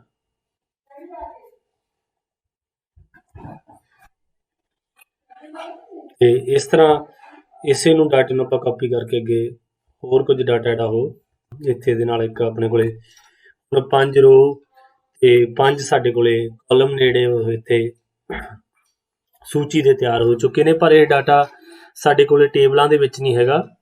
ਜਦੋਂ ਅਸੀਂ ਇਸ ਡਾਟੇ ਨੂੰ ਮੈਨੇਜ ਕਰਨਾ ਹੋਊਗਾ, ਮੰਨ ਲਓ ਸਾਨੂੰ ਸਿਰਫ ਨਾਮ ਚਾਹੀਦੇ ਨੇ, ਪਰ ਇੱਥੇ ਹੁਣ ਅਸੀਂ ਨਾਮ ਇਕੱਲੇ ਨਾਮ ਦੀ ਚੋਣ ਨਹੀਂ ਕਰ ਸਕਦੇ, ਕਲਾਸ ਦਾ ਡਾਟੇ ਨੂੰ ਨਹੀਂ ਕਲਾਸ ਦੇ ਡਾਟੇ ਦੀ ਚੋਣ ਨਹੀਂ ਕਰ ਸਕਦੇ। ਇਹਦੀ ਜਿਹੜੀ ਸੀਕੁਐਂਸ ਆ ਅਸੀਂ ਕਲਾਸ ਦੇ ਅਨੁਸਾਰ ਜਾਂ ਰੋਲ ਨੰਬਰ ਦੇ ਅਨੁਸਾਰ ਜਾਂ ਨਾਮ ਦੇ ਅਨੁਸਾਰ ਉਹ ਵੀ ਸੈੱਟ ਨਹੀਂ ਕਰ ਸਕਦੇ, ਸਿਰਫ ਨਾਮ ਦੇ ਅਨੁਸਾਰ ਹੀ ਕਰ ਸਕਦੇ ਹਾਂ, ਪਹਿਲੇ ਕਾਲਮ ਦੇ ਅਨੁਸਾਰ। ਬਾਕੀ ਦੇ ਕਿਸੇ ਕਾਲਮ ਦੇ ਅਨੁਸਾਰ ਅਸੀਂ ਇਹਦੀ ਸੀਕੁਐਂਸ ਸੌਰਟਿੰਗ ਨਹੀਂ ਕਰ ਸਕਦੇ। ਉਹਦੇ ਲਈ ਜੇ ਸਾਡਾ ਡਾਟਾ ਟੇਬਲ ਦੇ ਵਿੱਚ ਹੋਏਗਾ ਤਾਂ ਇਹ ਸਾਨੂੰ ਕਾਫੀ ਆਸਾਨ ਆ ਜਿਹੜਾ ਉਹ ਇਹ ਕਰਨਾ ਰਹੇਗਾ, ਇਹਦੀ ਸੌਰਟਿੰਗ ਕਰਨੀ ਔਰ ਇਹਨੂੰ ਸੀਕੁਐਂਸ ਦੇ ਵਿੱਚ ਲੈ ਕੇ ਜਾਣਾ ਬਹੁਤ ਆਸਾਨ ਰਹੇਗਾ। ਤੇ ਇਸੇ ਤਰ੍ਹਾਂ ਹੀ ਜੇ ਕੋਈ ਇੱਕ ਕਾਲਮ ਅਸੀਂ ਨੇ ਚੋਣ ਕਰਨੀ ਹੋਵੇ ਕਾਲਮ ਦੀ, ਮੰਨ ਲਓ ਕੁੱਲ ਜੋੜ ਵਾਲਾ ਕਾਲਮ ਸਾਨੂੰ ਚਾਹੀਦਾ ਤਾਂ ਉਹ ਵੀ ਅਸੀਂ ਇਕੱਲਾ ਇੱਥੋਂ ਨਿਖੇੜ ਸਕਦੇ ਹਾਂ, ਪਰ ਬਿਨਾਂ ਟੇਬਲ ਤੋਂ ਇਹ ਸੰਭਵ ਨਹੀਂ ਹੈਗਾ। ਹੁਣ ਅਸੀਂ ਟੇਬਲ ਇੰਸਰਟ ਕਰਦੇ ਹਾਂ। ਟੇਬਲ ਦੇ ਲਈ ਅਸੀਂ ਇੱਥੋਂ ਵੀ ਟੇਬਲ ਡਿਜ਼ਾਈਨ ਕਰ ਸਕਦੇ ਹਾਂ, ਜਿਵੇਂ 5 ਕਾਲਮ ਨੇ ਇਹ, ਅਸੀਂ 5 ਕਾਲਮ ਇੱਥੋਂ ਚੋਣ ਕਰ ਸਕਦੇ ਹਾਂ 5 ਕਾਲਮ ਦੀ। ਤੇ ਇਸੇ ਤਰ੍ਹਾਂ ਹੀ ਅਸੀਂ ਫਿਲਹਾਲ ਇੱਕ ਰੋ ਔਰ 5 ਕਾਲਮ ਦੀ ਚੋਣ ਕਰੀ ਆ। ਜਦੋਂ ਅਸੀਂ ਨਵਾਂ ਟੇਬਲ ਇਹਦੇ ਵਿੱਚ ਨਵੀਂ ਰੋ ਐਡ ਕਰਨੀ ਹੋਊ ਤਾਂ ਅਸੀਂ ਅਖੀਰਲੇ ਕਾਲਮ ਦੇ ਵਿੱਚ ਕਰਸਰ ਆਪਣਾ ਲਿਜਾ ਕੇ ਤੇ ਉੱਥੇ ਟੈਬ ਦੀ ਕੀ ਜਦੋਂ ਦਬਾਵਾਂਗੇ ਤਾਂ ਇਹਦੇ ਵਿੱਚ ਹੋਰ ਰੋ ਨੇ ਜਿਹੜੀਆਂ ਉਹ ਜੁੜਦੀਆਂ ਜਾਣਗੀਆਂ। ਤੇ ਉੱਪਰ ਅਸੀਂ ਨੇ ਟੈਕਸਟ ਹੈ ਜਿਹੜੀ ਉਹ ਬਿਨਾਂ ਟੇਬਲ ਤੋਂ ਡਿਜ਼ਾਈਨ ਕੀਤੀ ਆ ਤੇ ਹੇਠਾਂ ਅਸੀਂ ਟੇਬਲ ਡਿਜ਼ਾਈਨ ਕੀਤਾ। ਇਸ ਟੈਕਸਟ ਨੂੰ ਹੁਣ ਟੇਬਲ ਦੇ ਵਿੱਚ ਅਸੀਂ ਕਿਵੇਂ ਲੈ ਕੇ ਜਾਣਾ, ਇੱਕ ਤਾਂ ਤਰੀਕਾ ਹੈ ਅਸੀਂ ਜਿੰਨੇ ਵੀ ਕਾਲਮ ਅਸੀਂ ਉੱਪਰ ਬਣਾਏ ਨੇ ਇਹਨਾਂ ਨੂੰ ਸਿਲੈਕਟ ਕਰਨਾ ਔਰ ਇੱਥੇ ਜਾ ਕੇ ਪੇਸਟ ਕਰ ਦੇਣਾ, ਇਹ ਜਾ ਕੇ ਟੇਬਲ ਦੇ ਵਿੱਚ ਐਡ ਹੋ ਜਾਏਗਾ। ਪਰ ਟੇਬਲ ਦੇ ਵਿੱਚ ਦੇਖੋ ਇਹ ਐਡ ਠੀਕ ਢੰਗ ਨਾਲ ਨਹੀਂ ਹੋਇਆ। ਹੁਣ ਇਹਦੇ ਲਈ ਦੇਖਦੇ ਹਾਂ ਅਸੀਂ ਕਿਹੜੇ ਤਰੀਕੇ ਨਾਲ ਉੱਪਰੀ ਟੈਕਸਟ ਨੂੰ ਡਾਇਰੈਕਟ ਟੇਬਲ ਦੇ ਵਿੱਚ ਲਿਜਾ ਸਕਦੇ ਹਾਂ। ਇਹ ਸਾਡੇ ਕੋਲੇ ਪਹਿਲਾਂ ਤੋਂ ਹੀ ਵੈਸੇ ਤਾਂ ਵਧੀਆ ਗੱਲ ਇਹੀ ਆ ਵੀ ਜਦੋਂ ਵੀ ਅਸੀਂ ਕੋਈ ਡਾਟਾ ਡਿਜ਼ਾਈਨ ਕਰਨਾ ਸਾਨੂੰ ਪਹਿਲਾਂ ਪਤਾ ਹੋਣਾ ਚਾਹੀਦਾ ਕਿ ਅਸੀਂ ਇਹ ਸੂਚੀ ਇਹ ਡਾਟਾਬੇਸ ਕਿਵੇਂ ਦਾ ਡਿਜ਼ਾਈਨ ਕਰਾਂਗੇ MS ਵਰਡ ਦੇ ਵਿੱਚ। ਪਰ ਜੇ ਕਿਸੇ ਕਾਰਨ ਕਰਕੇ ਅਸੀਂ ਉਹ ਡਾਟਾ ਪਹਿਲਾਂ ਤੋਂ ਟੇਬਲ ਦੇ ਵਿੱਚ ਨਹੀਂ ਰੱਖ ਸਕਦੇ ਤਾਂ ਉਹਦੇ ਲਈ ਅਸੀਂ ਪਹਿਲਾਂ ਡਾਟੇ ਦੀ ਚੋਣ ਕਰਾਂਗੇ, ਉਹਦੀ ਸਿਲੈਕਸ਼ਨ ਕਰਾਂਗੇ, ਫਿਰ ਇੱਕ ਇੱਥੇ ਇੰਸਰਟ ਟੇਬਲ ਦੇ ਵਿੱਚ ਜਾ ਕੇ ਅਸੀਂ ਕਮਾਂਡ ਦੀ ਵਰਤੋਂ ਕਰ ਸਕਦੇ ਹਾਂ। Convert text to table the command ਆ। ਉਸ ਤੋਂ ਪਹਿਲਾਂ ਜਿਵੇਂ ਅਸੀਂ ਥੱਲੇ ਵਾਲਾ ਟੇਬਲ ਬਣਾਇਆ, ਮੰਨ ਲਓ ਇਹਦੇ ਵਿੱਚ ਡਾਟਾ ਪਿਆ, ਅਸੀਂ ਇਹ ਮੰਨ ਕੇ ਚੱਲਦੇ ਵੀ ਡਾਟਾ ਇਹਦੇ ਵਿੱਚ ਮੰਨ ਲਓ ਤੁਸੀਂ ਕਿ ਇੱਥੇ ਪਿਆ ਡਾਟਾ, ਕੋਈ ਵੀ ਡੰਮੀ ਡਾਟਾ ਇੱਥੇ ਪਿਆ। ਮੰਨ ਲਓ ਇਹਦੇ ਵਿੱਚ ਅਸੀਂ ਨੇ ਟੇਬਲ ਦੇ ਵਿੱਚ ਕੋਈ ਵਾਧ ਘਾਟ ਕਰਨੀ ਆ, ਉਹ ਅਸੀਂ ਡਰਾ ਟੇਬਲ ਦੇ ਰਾਹੀਂ ਵੀ ਕਰ ਸਕਦੇ ਹਾਂ। ਹੁਣ ਅਸੀਂ ਇੰਸਰਟ ਦੇ ਵਿੱਚ ਜਾਵਾਂਗੇ, ਇੱਥੇ ਡਰਾ ਟੇਬਲ ਦੀ ਇੱਕ ਕਮਾਂਡ ਆ, ਅਸੀਂ ਇੱਥੋਂ ਡਰਾ ਦਾ ਜਿਹੜਾ ਮਾਰਕਰ ਆ ਉਹ ਲਵਾਂਗੇ। ਜਿੱਥੇ ਵੀ ਅਸੀਂ ਟੇਬਲ ਡਰਾ ਕਰਨਾ ਉੱਥੇ ਜਾ ਕੇ ਇਸ ਮਾਰਕਰ ਨੂੰ ਅਸੀਂ ਇਸ ਤਰ੍ਹਾਂ ਐਡ ਟੇਬਲ ਦੀ ਜਿਹੜੀ ਕਮਾਂਡ ਆ ਉਹਦੇ 'ਚੋਂ ਕਰਾਂਗੇ ਤਾਂ ਇੱਥੇ ਟੇਬਲ ਜਿਹੜਾ ਬਣ ਜਾਏਗਾ। ਜਿੱਥੇ ਸਾਨੂੰ ਟੇਬਲ ਦੀ ਜ਼ਰੂਰਤ ਹੋਵੇ, ਚਾਹੇ ਅਸੀਂ ਇੱਥੇ ਵਿੱਚ 2 ਰੋ ਪਾਉਣੀਆਂ ਨੇ ਕਾਲਮ ਦੇ ਵਿੱਚ, ਉਹ ਵੀ ਪਾ ਸਕਦੇ ਹਾਂ, ਤੇ ਇੱਕ ਕਾਲਮ ਨੂੰ ਅਸੀਂ ਇੱਥੋਂ ਡਿਵਾਈਡ ਕਰਨਾ 2 ਕਾਲਮਾਂ ਦੇ ਵਿੱਚ, ਤਾਂ ਉਹ ਵੀ ਅਸੀਂ ਇੱਥੇ ਕਰ ਸਕਦੇ ਹਾਂ। ਤੇ ਇਸੇ ਤਰ੍ਹਾਂ ਹੀ ਜਦੋਂ ਅਸੀਂ ਟੇਬਲ ਤੇ ਕੰਮ ਕਰ ਰਹੇ ਹੁੰਦੇ ਹਾਂ ਤਾਂ ਸਾਡੇ ਕੋਲੇ ਉੱਪਰ ਰਿਬਨ ਬਾਰ ਦੇ ਵਿੱਚ ਇੱਕ ਡਿਜ਼ਾਈਨ ਜਿਹੜਾ ਜਾਂ ਲੇਆਊਟ ਆ ਟੇਬਲ ਦੀ, ਉਹਦੇ ਨਾਲ ਸੰਬੰਧਿਤ ਬਹੁਤ ਸਾਰੀਆਂ ਕਮਾਂਡ ਜਿਹੜੀਆਂ ਉੱਪਰ ਸਾਡੇ ਕੋਲੇ ਆ ਗਈਆਂ ਨੇ। ਇਹਨਾਂ ਨੂੰ ਅਸੀਂ ਤੋਂ ਬਾਅਦ 'ਚ ਸਾਰੀਆਂ ਨੂੰ ਸੈਪਰੇਟ ਵੀ ਕਰਾਂਗੇ, ਸਿੱਖਾਂਗੇ ਕਰਨਾ, ਵਰਤਣਾ, ਉਹਨਾਂ ਦੀ ਵਰਤੋਂ ਕਰਨੀ ਸਿੱਖਾਂਗੇ। ਉਸ ਤੋਂ ਪਹਿਲਾਂ ਅਸੀਂ ਹੁਣ ਟੇਬਲ ਆ ਇਹਦੇ ਵਿੱਚ ਡਰਾ ਟੇਬਲ ਕਰਨਾ ਸਿੱਖ ਲਿਆ। ਆਪਾਂ ਮੁੜ ਕੇ ਫੇਰ ਆਪਣੀ ਇਨਸਰਟ ਕਮਾਂਡ ਦੇ ਵਿੱਚ ਟੇਬਲ ਕਮਾਂਡ ਦੇ ਵਿੱਚ ਜਾਂਦੇ ਹਾਂ। ਉੱਥੇ ਜਾ ਕੇ ਅਗਲਾ ਅਸੀਂ ਇਸ ਟੈਕਸਟ ਨੂੰ ਜਿਹੜੀ ਅਸੀਂ ਤਿਆਰ ਕਰੀ ਆ, ਇਹਨੂੰ ਇੱਕੋ ਕਲਿੱਕ ਦੇ ਨਾਲ ਜਾਂ ਇੱਕੋ ਕਮਾਂਡ ਦੇ ਨਾਲ ਅਸੀਂ ਟੇਬਲ ਦੇ ਵਿੱਚ ਕਨਵਰਟ ਕਰਕੇ ਲੈ ਕੇ ਜਾਣਾ। ਉਹ ਕਿਵੇਂ ਕਰ ਸਕਦੇ ਹਾਂ ਅਸੀਂ ਸਿੱਖਾਂਗੇ। ਉਹਦੇ ਲਈ ਮੈਂ ਤੁਹਾਨੂੰ ਇੱਥੇ ਸੁਝਾਅ ਦਿੰਦਾ ਕਿ ਤੁਸੀਂ ਸਭ ਤੋਂ ਪਹਿਲਾਂ ਹਿਡਨ ਮਾਰਕ ਨੇੜੇ ਉਹ ਸ਼ੋਅ ਕਰ ਲਓ। ਹਿਡਨ ਮਾਰਕ ਸ਼ੋਅ ਕਰਨ ਤੋਂ ਬਾਅਦ ਤੁਹਾਡੇ ਲਈ ਸੌਖਾ ਇਹ ਰਹੇਗਾ ਕਿ ਤੁਸੀਂ ਇੱਥੇ ਟੇਬਲ ਦੇ ਵਿੱਚ ਜਿਹੜਾ ਜਿੱਥੋਂ ਅਸੀਂ ਟੇਬਲ ਨਵਾਂ ਸ਼ੁਰੂ ਕਰਨਾ, ਉਹਦੇ ਲਈ ਸਾਨੂੰ ਮਾਰਕਰ ਲੱਭਣਾ ਸੌਖਾ ਰਹੇਗਾ। ਹੁਣ ਤੁਸੀਂ ਦੇਖੋ, ਹਰ ਕਾਲਮ ਦੇ ਵਿਚਕਾਰ ਅਸੀਂ ਟੈਬ ਦਾ ਇਸਤੇਮਾਲ ਇੱਥੇ ਕੀਤਾ ਹੋਇਆ। ਜੇ ਤੁਸੀਂ ਟੈਬ ਦੀ ਜਗ੍ਹਾ ਤੇ ਕੋਈ ਹੋਰ ਇੱਥੇ ਮਾਰਕ ਇਸਤੇਮਾਲ ਕੀਤਾ ਹੋਇਆ ਤਾਂ ਉਹਨੂੰ ਵੀ ਤੁਸੀਂ ਇੱਕ ਵਾਰੀ ਰਿਪਲੇਸ ਕਰ ਲੈਣਾ ਟੈਬ ਦੇ ਨਾਲ, ਤੇ ਤਾਂ ਜੋ ਉੱਥੇ ਤੁਹਾਨੂੰ ਸੌਖਾ ਰਹੇ। ਅੱਗੇ ਕੋਈ ਇੱਕ ਯੂਨੀਕ ਕਰੈਕਟਰ ਇਹਨੂੰ ਅਸੀਂ ਨੇ ਦੇਣਾ ਹੋਏਗਾ। ਉਹਦੇ ਲਈ ਦੇਖਦੇ ਹਾਂ ਅਸੀਂ ਕੀ ਕਰਨਾ। ਸਭ ਤੋਂ ਪਹਿਲਾਂ ਮੈਂ ਇੱਥੇ ਇਹਨੂੰ ਸਿਲੈਕਟ ਕੀਤਾ। ਸਿਲੈਕਟ ਕਰਨ ਤੋਂ ਬਾਅਦ ਅਸੀਂ ਕਨਵਰਟ ਟੇਬਲ ਵਾਲੀ ਕਮਾਂਡ ਦੇ ਵਿੱਚ ਗਏ। ਇੱਥੋਂ ਇਹਨੂੰ ਮੈਂ ਜ਼ੂਮ ਕਰਕੇ ਵੀ ਦਿਖਾ ਦੇਣਾ। ਕਨਵਰਟ ਟੇਬਲ ਵਾਲੀ, ਕਨਵਰਟ ਟੈਕਸਟ ਟੂ ਟੇਬਲ, ਇਸ ਕਮਾਂਡ ਦਾ ਇਸਤੇਮਾਲ ਜਦੋਂ ਅਸੀਂ ਕੀਤਾ, ਸਾਡੇ ਕੋਲੇ ਇੱਕ ਇਹ ਟੈਬ ਓਪਨ ਹੋ ਕੇ ਆ ਗਈ। ਇਹਦੇ ਵਿੱਚ ਇਹ ਸ਼ੋਅ ਕਰ ਰਿਹਾ ਕਿ ਤੁਹਾਡੇ ਕਨਵਰਟ ਕੀਤੇ ਜਾਣ ਵਾਲੇ ਟੇਬਲ ਦੇ ਵਿੱਚ 13 ਕਾਲਮ ਹੋਣਗੇ ਅਤੇ 5 ਰੋ ਹੋਣਗੀਆਂ। ਰੋ ਤਾਂ ਇਹ ਬਿਲਕੁਲ ਸਹੀ ਡਿਸਾਈਡ ਕਰ ਰਿਹਾ, ਪਰ ਜਿਹੜੀ ਕਿਤੇ ਕਾਲਮ ਨੇ ਉਹਦੇ ਲਈ ਇਹ ਟੈਬ ਨੂੰ ਮਾਰਕ ਕਰ ਰਿਹਾ, ਕਿਉਂਕਿ ਇੱਥੇ ਅਸੀਂ ਚੋਣ ਵੀ ਟੈਬ ਦੀ ਕੀਤੀ ਹੋਈ ਆ। ਅਸੀਂ ਪੈਰਾਗ੍ਰਾਫ ਦੇ ਵਿੱਚ ਦੇਖਦੇ ਹਾਂ ਤਾਂ ਇਹ ਕੀ ਕਰਦਾ, ਕਿਉਂਕਿ ਪੈਰਾਗ੍ਰਾਫ ਦਾ ਮਾਰਕ 1 ਮੰਨ ਕੇ, ਤਾਂ ਇਹ ਕੀ ਕਰੇਗਾ, ਇੱਕੋ ਹੀ ਕਾਲਮ ਇਹਨੂੰ ਬਣਾ ਰਿਹਾ, ਕਿਉਂਕਿ ਲਾਸਟ ਦੇ ਵਿੱਚ ਸਾਡੇ ਕੋਲੇ ਪੈਰਾਗ੍ਰਾਫ ਦਾ ਮਾਰਕ ਹੈ ਉਹ ਹਰ ਲਾਈਨ ਤੋਂ ਬਾਅਦ ਦੇ ਵਿੱਚ ਲੱਗਿਆ ਹੈ, ਤੇ ਪੂਰੇ ਨੂੰ ਇੱਕ ਕਾਲਮ ਦੇ ਵਿੱਚ 5 ਰੋ ਦੇ ਵਿੱਚ ਇਹ ਕਨਵਰਟ ਕਰੇਗਾ। ਇਹ ਵੀ ਸਾਡਾ ਠੀਕ ਨਹੀਂ ਹੋਏਗਾ। ਕੋਮੇ ਦਾ ਇਸਤੇਮਾਲ ਅਸੀਂ ਇੱਥੇ ਕੀਤਾ ਨਹੀਂ ਹੋਇਆ, ਇਸ ਕਰਕੇ ਇਹਦੇ ਨਾਲ ਕੋਈ ਫਰਕ ਨਹੀਂ। ਇਸ ਲਈ ਸਾਨੂੰ ਕੋਈ ਅਦਰ ਯੂਨੀਕ ਕਰੈਕਟਰ ਇੱਥੇ ਚਾਹੀਦਾ ਹੋਏਗਾ, ਜਿਹਦਾ ਇਸਤੇਮਾਲ ਕਰਕੇ ਅਸੀਂ ਇਸ ਟੈਕਸਟ ਨੂੰ ਟੇਬਲ ਦੇ ਵਿੱਚ ਕਨਵਰਟ ਆ ਜਿਹੜਾ ਉਹ ਕਰ ਸਕਦੇ ਹਾਂ। ਹੁਣ ਆਪਾਂ ਸਭ ਤੋਂ ਪਹਿਲਾਂ ਜਿੱਥੇ ਵੀ ਟੈਬ ਆ, ਇਹਦਾ ਮਤਲਬ ਸਾਰੇ ਕਿਤੇ 2 ਟੈਬ ਦੀ ਵਰਤੋਂ ਜਿਹੜੀ ਕੀਤੀ ਹੋਈ ਆ, ਪਰ ਇੱਥੇ ਅਸੀਂ ਇੱਕ ਟੈਬ ਦੀ ਵਰਤੋਂ ਕੀਤੀ ਆ। ਇੱਥੇ ਵੀ ਇੱਕ ਟੈਬ ਦੀ ਵਰਤੋਂ ਕੀਤੀ ਹੋਈ ਆ। ਇੱਥੇ ਆਪਾਂ ਇਹ ਕਰਦੇ ਹਾਂ, ਜਿੱਥੇ ਵੀ ਕਿਤੇ ਇਹਨੂੰ ਰਿਪਲੇਸ ਕਰਦੇ ਹਾਂ, ਜਿੱਥੇ ਵੀ ਕਿਤੇ 2 ਟੈਬ ਨੇ ਉਹਨੂੰ ਆਪਾਂ ਸਟਾਰ ਨੂੰ ਯੂਨੀਕ ਵਰਤ ਲੈਂਦੇ, ਕਿਉਂਕਿ ਸਟਾਰ ਦੀ ਵਰਤੋਂ ਸਾਰੀ ਫਾਈਲ 'ਚ ਮੈਂ ਕਿਤੇ ਵੀ ਨਹੀਂ ਕੀਤੀ।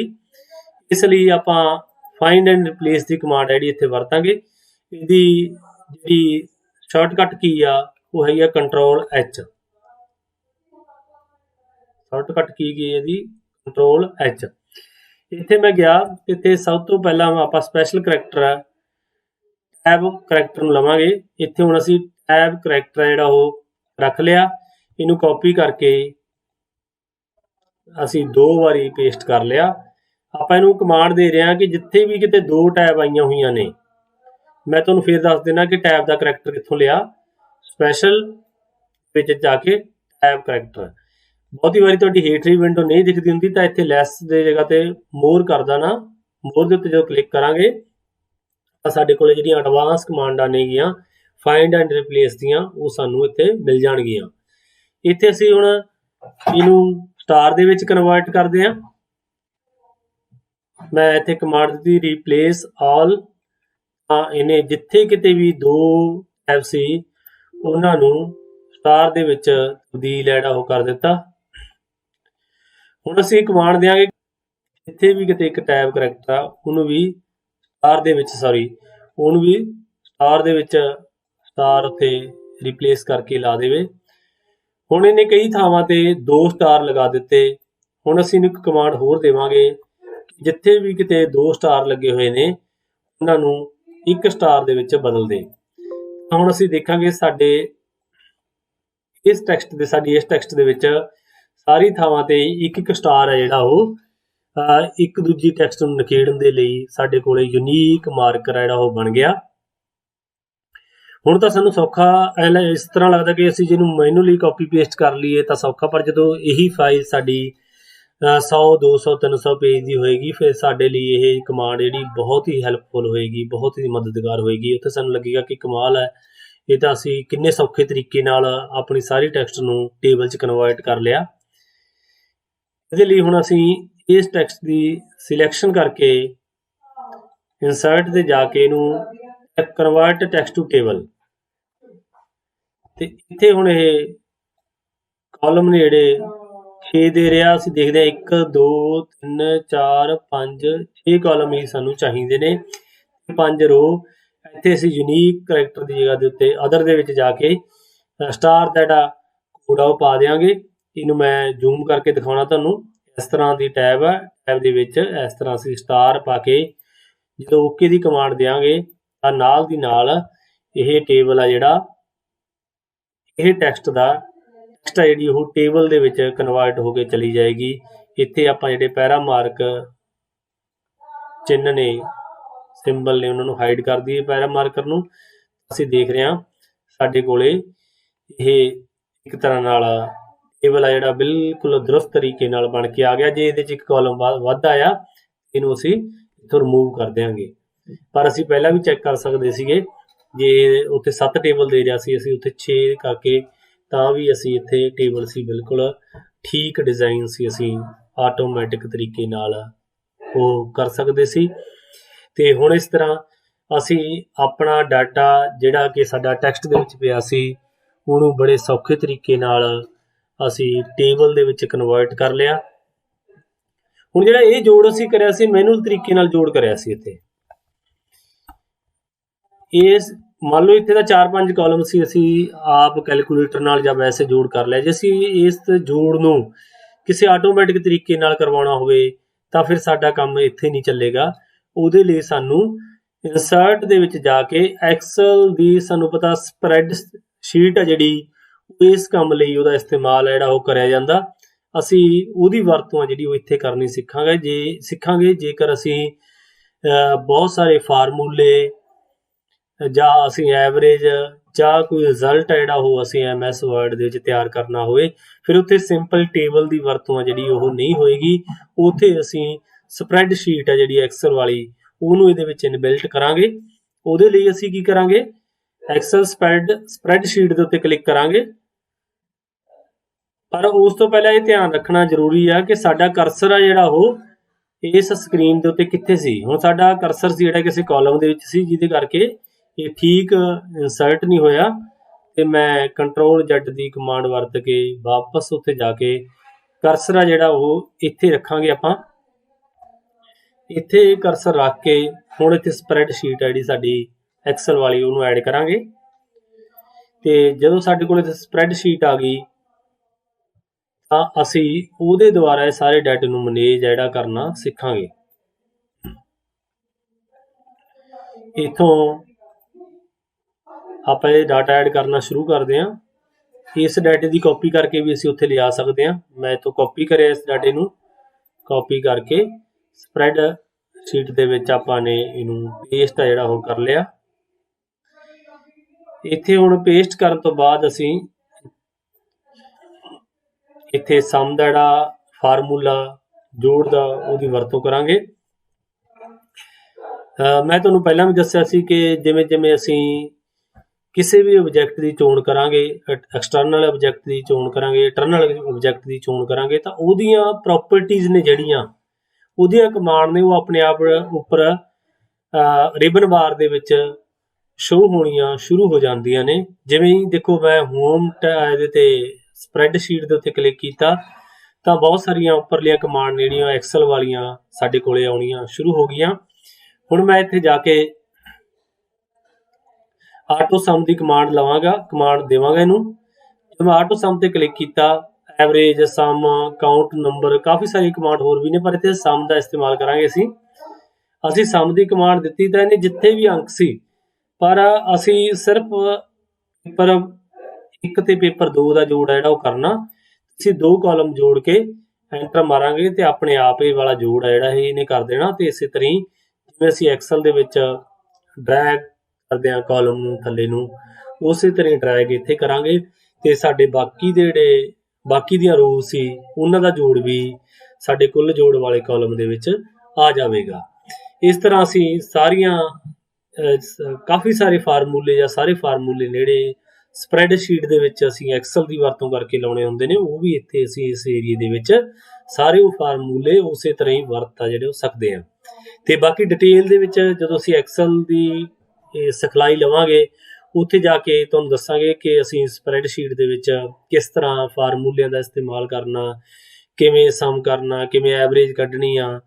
ਉਹ ਇੱਕ ਸਾਡਾ ਸੈਪਰੇਟ ਜਾਂ ਉਹ ਸਾਡੀ ਇੱਕ ਸੈਪਰੇਟ ਟ੍ਰੇਨਿੰਗ ਹੋਏਗੀ। ਪਰ ਤੁਹਾਨੂੰ ਇਹ ਪਤਾ ਹੋਵੇ ਵੀ ਕਿ ਇੱਥੇ ਐਕਸਲ ਨੂੰ ਅਸੀਂ ਸਪਰੈਡਸ਼ੀਟ ਨੂੰ ਐਡ ਕਿਵੇਂ ਕਰਨਾ, ਇਨਸਰਟ ਕਿਵੇਂ ਕਰਨਾ, ਉਹ ਅਸੀਂ ਸਿੱਖ ਲਿਆ। ਅੱਗੇ ਜਾ ਕੇ ਇਹਦੀ ਵਿਸਥਾਰ 'ਚ ਜਿਹੜੀ ਵਰਤੋਂ ਕਰਨੀ ਆ ਉਹ ਵੱਖਰੇ ਤੌਰ ਤੇ ਫਿਰ ਸਿੱਖਾਂਗੇ। ਹੁਣ ਅਸੀਂ ਵਾਪਸ ਆ ਗਏ ਜਿੱਥੇ ਅਸੀਂ ਟੇਬਲ ਡਿਜ਼ਾਈਨ ਕਰਿਆ ਸੀ, ਉਹ ਵਾਲਾ ਏਰੀਆ ਜਿੱਥੇ ਟੇਬਲ ਆ ਇਹਨੇ ਕਹਿ ਸਕਦੇ ਹਾਂ ਆਪਾਂ ਉਹਨੂੰ ਹਾਈਲਾਈਟ ਕਰ ਦਿੱਤਾ। ਬਾਕੀ ਜਦੋਂ ਅਸੀਂ ਪ੍ਰਿੰਟ ਤੇ ਕਰਾਂਗੇ ਤਾਂ ਇੰਨਾ ਏਰੀਆ ਟੇਬਲ ਦਾ ਪ੍ਰਿੰਟ ਹੋ ਕੇ ਸਾਡੇ ਪ੍ਰਿੰਟ ਪੇਜ ਦੇ ਉੱਤੇ ਦਿਖੇਗਾ। ਉਸ ਤੋਂ ਅੱਗੇ ਸਾਡੇ ਕੋਲੇ ਕਮਾਂਡ ਆ ਕੁਇਕ ਟੇਬਲ ਦੀ। ਇਹ ਮੰਨ ਲਓ ਜਿਸ ਤਰ੍ਹਾਂ ਆਪਾਂ ਪਹਿਲਾਂ ਫਰੰਟ ਪੇਜ ਦਾ, ਕਵਰ ਪੇਜ ਦਾ, ਟਾਈਟਲ ਪੇਜ ਦਾ, ਥੀਮ ਸੀਗਾ ਜਾਂ ਟੈਂਪਲੇਟ ਸੀਗਾ ਉਹ ਚੁਣਿਆ ਸੀ, ਉਸੇ ਤਰ੍ਹਾਂ ਹੀ ਅਸੀਂ ਇੱਥੋਂ ਟੇਬਲ ਦੀ ਜਿਹੜੀ ਚੋਣ ਆ ਉਹ ਕਰ ਸਕਦੇ ਹਾਂ। ਜਦੋਂ ਅਸੀਂ ਟੇਬਲ ਦੀ ਚੋਣ ਕਰ ਲਈ ਤਾਂ ਹੁਣ ਸਾਡੇ ਕੋਲੇ ਬਣਿਆ ਬਣਾਇਆ ਇੱਕ ਡਿਜ਼ਾਈਨ ਆ ਜਿਹੜਾ ਟੇਬਲ ਦਾ ਉਹ ਇੱਥੇ ਆ ਗਿਆ। ਜਿਵੇਂ ਇਹ ਸਾਡੇ ਕੋਲੇ ਟੇਬਲ ਦਾ ਜਿਹੜਾ ਡਿਜ਼ਾਈਨ ਆ, ਇਹ ਕੈਲੰਡਰ ਦਾ ਡਿਜ਼ਾਈਨ ਆ ਸਾਡੇ ਕੋਲੇ, ਉਹ ਬਣਿਆ ਬਣਾਇਆ ਆ ਗਿਆ। ਤੇ ਅਸੀਂ ਇਹਨੂੰ ਬਸ ਹੁਣ ਇਹਦੇ ਵਿੱਚ ਡਾਟਾ ਜਿਹੜਾ ਜੇ ਸਾਨੂੰ ਕੋਈ ਚੇਂਜ ਕਰਨ ਦੀ ਲੋੜ ਆ, ਅਸੀਂ ਜੇ ਕੋਈ ਸਾਨੂੰ ਡਾਟੇ ਦੀ ਇੱਥੇ ਚੇਂਜ ਕਰਨ ਦੀ ਲੋੜ ਆ, ਬਦਲਾਅ ਕਰਨ ਦੀ ਲੋੜ ਆ, ਉਹ ਅਸੀਂ ਕਰ ਸਕਦੇ ਹਾਂ। ਇਸੇ ਤਰ੍ਹਾਂ ਇੱਥੇ ਹੋਰ ਬਹੁਤ ਸਾਰੇ ਜਿਹੜੇ ਟੇਬਲ ਦੇ ਕੁਇਕ ਟੇਬਲ ਦੇ ਡਿਜ਼ਾਈਨ ਨੇ, ਉਹ ਡਿਜ਼ਾਈਨ ਇੱਥੇ ਪਏ ਨੇ। ਅਸੀਂ ਉਹਨਾਂ ਦੀ ਚੋਣ ਆ ਜਿਹੜੀ ਉਹ ਕਰਕੇ ਆਪਣਾ ਟੇਬਲ ਇੱਕ ਕਲਿੱਕ ਕਰਕੇ ਆਪਣੀ ਇਸ ਫਾਈਲ ਦੇ ਵਿੱਚ ਟੇਬਲ ਆ ਜਿਹੜਾ ਉਹ ਇਨਸਰਟ ਕਰ ਸਕਦੇ ਹਾਂ। ਇੱਥੋਂ ਅਸੀਂ ਇੱਕ ਹੋਰ ਡਿਜ਼ਾਈਨ ਆ ਜਿਹੜਾ ਉਹਦੀ ਚੋਣ ਆ ਜਿਹੜੀ ਆਪਾਂ ਕਰਦੇ ਹਾਂ। ਮੈਂ ਇਹ ਚੋਣ ਕਰੀ, ਦੇਖੋ ਬਣਿਆ ਬਣਾਇਆ ਟੇਬਲ। ਇਹਦੇ ਵਿੱਚ ਵੀ ਅਸੀਂ ਸਿਰਫ ਆਪਣਾ ਜਿਹੜਾ ਡਾਟਾ ਉਹਦਾ ਬਦਲਾਅ ਆ ਜਿਹੜਾ ਉਹ ਕਰਾਂਗੇ, ਬਾਕੀ ਸਾਰਾ ਟੇਬਲ ਜਿਹੜਾ ਉਹ ਇਸੇ ਤਰ੍ਹਾਂ ਹੀ ਰਹੇਗਾ। ਇਸ ਤੋਂ ਅੱਗੇ ਸਾਡੇ ਕੋਲੇ ਟੇਬਲ ਦੇ ਸਟਾਈਲ ਦੀਆਂ ਕੁਝ ਆਪਸ਼ਨ ਨੇ, ਉਹਨਾਂ ਦੀ ਵਰਤੋਂ ਜਿਹੜੀ ਉਹ ਆਪਾਂ ਕਰਕੇ ਦੇਖਦੇ ਹਾਂ। ਆਪਾਂ ਇੱਕ ਵਾਰੀ ਇਹਨੂੰ ਪੇਜ ਨੂੰ ਅੱਗੇ ਲੈ ਜਾਈਏ ਜੋ ਸਾਨੂੰ ਸਾਰੇ ਪੇਜ ਦਾ ਟੇਬਲ ਆ ਜਿਹੜਾ ਸਹੀ ਤਰੀਕੇ ਨਾਲ ਦਿਖ ਸਕੇ। ਤੁਹਾਨੂੰ ਮੈਂ ਪਹਿਲਾਂ ਵੀ ਦੱਸਿਆ ਸੀ ਕਿ ਜਦੋਂ ਵੀ ਅਸੀਂ ਕੋਈ ਓਬਜੈਕਟ ਸਿਲੈਕਟ ਕੀਤਾ ਹੁੰਦਾ, ਉਹਦੀਆਂ ਪ੍ਰੋਪਰਟੀਜ਼ ਕਮਾਂਡ ਨੇ ਜਿਹੜੀਆਂ ਉਹ ਉੱਪਰ ਰਿਬਨ ਬਾਰ ਦੇ ਵਿੱਚ ਨਵੀਂ ਡਿਜ਼ਾਈਨ ਟੈਬ ਦੇ ਵਿੱਚ ਜਿਹੜੀਆਂ ਦਿਖਣੀਆਂ ਸ਼ੁਰੂ ਹੋ ਜਾਂਦੀਆਂ ਨੇ। ਜਿਵੇਂ ਹੁਣ ਇੱਥੇ ਅਸੀਂ ਦੇਖ ਰਹੇ ਹਾਂ ਕਿ ਅਸੀਂ ਇੱਥੋਂ ਇਹਦਾ ਹੈਡਰ ਵੱਖਰਾ ਕਰ ਸਕਦੇ ਹਾਂ। ਇਸੇ ਤਰ੍ਹਾਂ ਅਸੀਂ ਟੋਟਲ ਰੋ ਦੇ ਉੱਤੇ ਚੇਂਜ ਜਿਹੜੀ ਉਹ ਕਰ ਸਕਦੇ ਹਾਂ। ਅਸੀਂ ਹੋਰ ਬਹੁਤ ਸਾਰੀਆਂ ਫਸਟ ਕਾਲਮ ਚੇਂਜ ਕਰ ਸਕਦੇ ਹਾਂ, ਫਸਟ ਕਾਲਮ ਬੋਲਡ ਕਰਨਾ ਉਹ ਕਰ ਸਕਦੇ ਹਾਂ। ਇਸ ਤਰ੍ਹਾਂ ਕੁਝ ਕਮਾਂਡਾਂ ਜਿਹੜੀਆਂ ਉਹ ਅਸੀਂ ਇੱਥੋਂ ਉੱਥੋਂ ਲਗਾ ਸਕਦੇ ਹਾਂ।